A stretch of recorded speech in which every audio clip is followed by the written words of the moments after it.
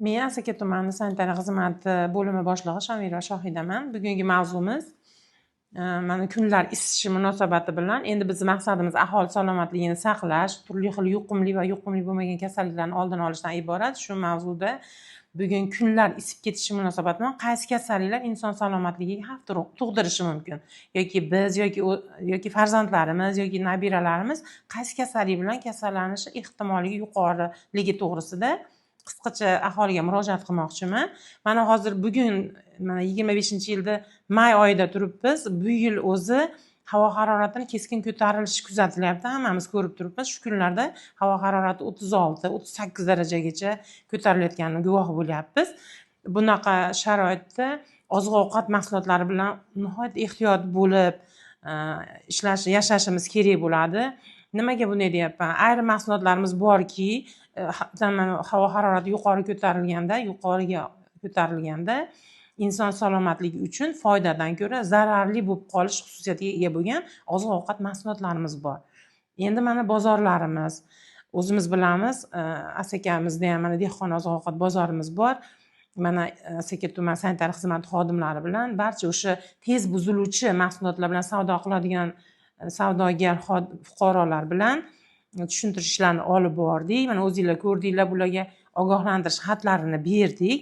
Bu ogohlantirish xatlarida mana tez aynuvchi mahsulotlar, masalan deylik, o'sha pishirilgan kalla go'shtimiz bor, pishirilgan no'xatlar bor, uyda tayyorlab kelingan yoki boshqa bir sexlarda tayyorlangan o'sha salat mahsulotlari borki, ochiq sotiladigan, bular tez aynuvchi mahsulotlar. Bundan tashqari kremli mahsulotlar, mana ko'chalarda sotilayotgan, bozorda ichida ham sotilayotgan, o'sha biz doim mumkin emas deganimizga qaramasdan sotayotgan o'sha po'kaklarning ichida sotilayotgan Andijon muzqaymoqlari savdosini to'xtatish bo'yicha o'sha sotuvchilarga biz ogohlantirish xatini berdik. Bu ogohlantirish xatimiz agar bajarilmasa ma'muriy javobgarlikkacha olib borilishi to'g'risida ogohlantirganmiz. Shu xatlarni berib chiqdik.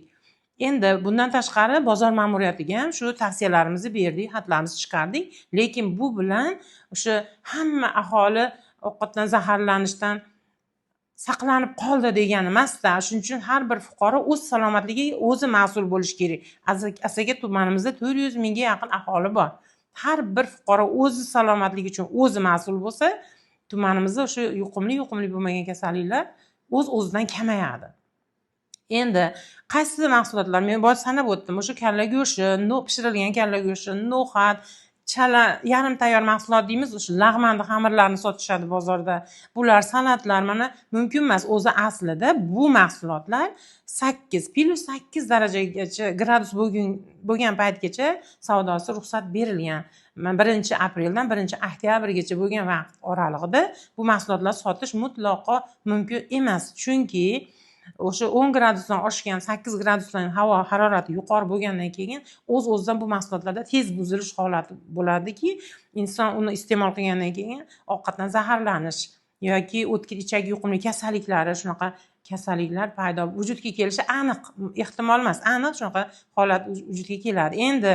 Endi men +10, +8 gradusda gapiryapman. Hozirgi havo haroratimiz 36-38 gradus bo'lib turgandan keyin bu mahsulotlarni olish, yeyish, iste'mol qilish mutlaqo inson salomatligi uchun xavfli. Ayniqsa yosh bolalarimizni oshqozon ichak tizimi bu mahsulotlarga juda sezuvchan. Birpasda bolalarda o'tkir ichak yuqumli kasalliklari paydo bo'lishi, o'sha yuqumli kasalliklar bo'limimizda kasallarni ko'payishiga sababchi bo'lib qolyapmiz o'zimiz ota-onalar. Endi nimaga bular?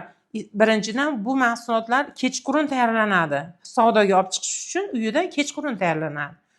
Kechqurun tayyorlangan mahsulot ertalabgacha balkim sovutgichda saqlanar yoki sovutgichdan tashqarida saqlanar. Biz uni bilmaymiz. Uy sharoitida tayyorlanyapti-da bu. Uni har doim har narsani nazorat qilish imkoniyatiga ega emasmiz. Shuning uchun undan ertalab keladi, o'sha ochiq xolodilnikdan tashqari, sovutgichdan tashqarida sotilyapti, usti ochiq, havo harorati 36-38 gradus, o'z-o'zidan u mahsulot bu sifati buzilishi boshlangan bo'ladi. O'sha kechqurundan ertalabgacha o'zi harorat issiq. Uni keyin xaridor biz fuqarolar boramizda bozordan olamiz. Uni salofan paketlarga solib berishadi. Salofan paketlar teplitsaga o'xshagan narsada u borguncha 36-38 gradusda 40 gradus 42 gradusga olib borib uyga borguncha u mahsulot allaqachon inson salomatligi uchun zararli omilga aylanib bo'ladi.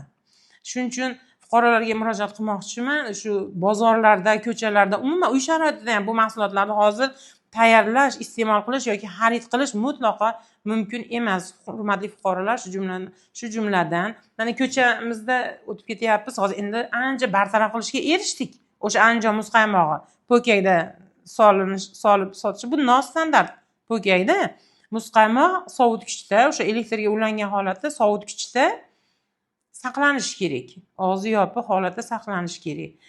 Bu sut mahsulotida dizenteriya kasalligi, salmonelloz kasalliklari kelib chiqishi mumkin. Noto'g'ri iste'mol qilinish yoki noto'g'ri saqlangan o'sha sifat sertifikatiga ega bo'lmagan mahsulotlarni iste'mol qilish natijasida shunaqa kasalliklar kelib chiqishi mumkin. Endi bunaqa tez aynuvchi mahsulotlarda o'sha no'xat, kalla go'shti, salatlar, yarim tayyor mahsulotlar, xamirlari, bundan tashqari kremli mahsulotlar, mana pirojnilar, tortlar, bozorda tortlarda kremli mahsulotlarda saqlanish muddati 72 soatdan oshmasligi kerak. Lekin qachon tayyorlangan degan savolni berishimiz kerakki, sotuvchidan so'rashimiz kerak. Unaqa savollarni bermaymiz, kelamiz, olib boramiz, bolalarimizga, farzandlarimizga yediramiz. Bu befarqlikdan boshqa narsa emas. Endi mabodo shunaqa xatogarchilikka yo'l qo'yilib, o'sha mahsulotlar iste'mol qilinsa, insonda qanaqa belgilar paydo bo'ladi?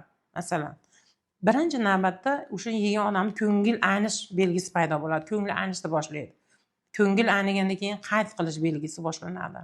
Oshqozon atrofida og'riq, ich o'tish, ich kelishi, bir kunda 5 marta, 6 marta ich kelishi, ichda suyuq kelishi, ishtahani bo'g'ilishi, holsizlik, boshda og'riq, mushaklarda og'riq kabi belgilar paydo bo'ladi.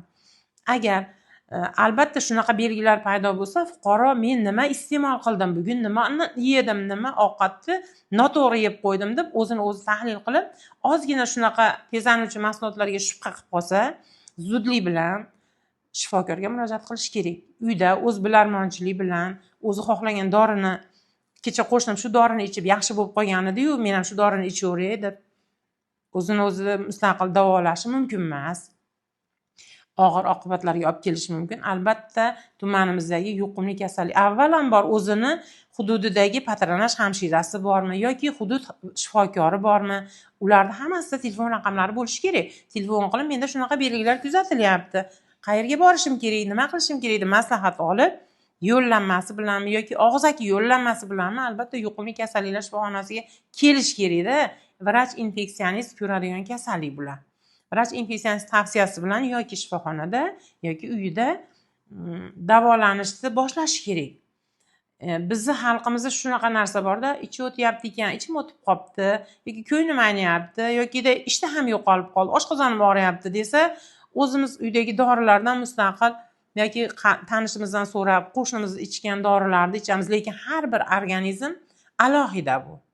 Sizga yoqqan dori menga yoqmasligi mumkin yoki menga yoqqan dori boshqa odamga allergiya berishi mumkin. Nojo'ya ta'siri bu, har bir dorini foydali tomoni bor bo'lgandek, nojo'ya ta'siri ham katta.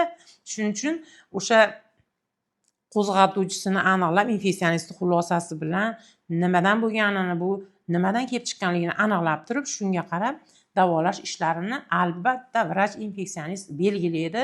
Shuni tavsiyasi bilan olib boriladi. Endi shu o'rinda fuqarolarga murojaat qilmoqchiman. Endi mana hali may oyidamiz. Hali iyun bor, iyul, avgust oylari bor, yoz oylarimiz bor. Bundan-da havo harorati ko'tarilishi mumkin. Yana bitta aytadigan narsam, o'sha ko'chada albatta ketganimizda bu issiqda odamda chanqash kuzatiladi. Suvni o'z-o'zidan iste'mol qilamiz, ko'p iste'mol qilamiz. Bir kunda 3 litr atrofida suv iste'mol qilamiz.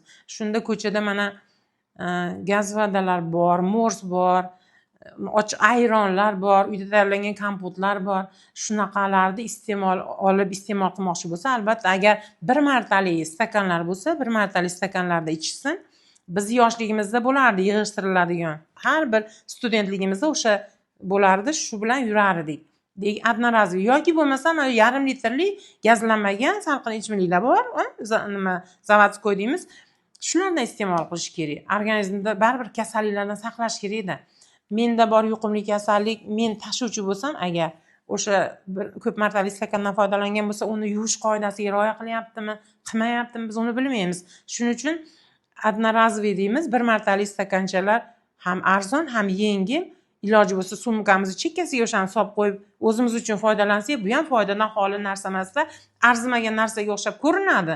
Lekin o'sha kasallikdan o'zimizni saqlashga bo'lgan harakatimiz bittasi bo'ladi-da.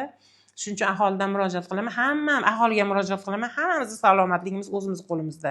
Bolalarimizniki ham, o'zimizniki ham ozgina e'tiborli bo'lsak, Xudo xolasa hammamiz kasallanmasdan sog' salomat yuramiz. Aholi salomatligi biz uchun muhim.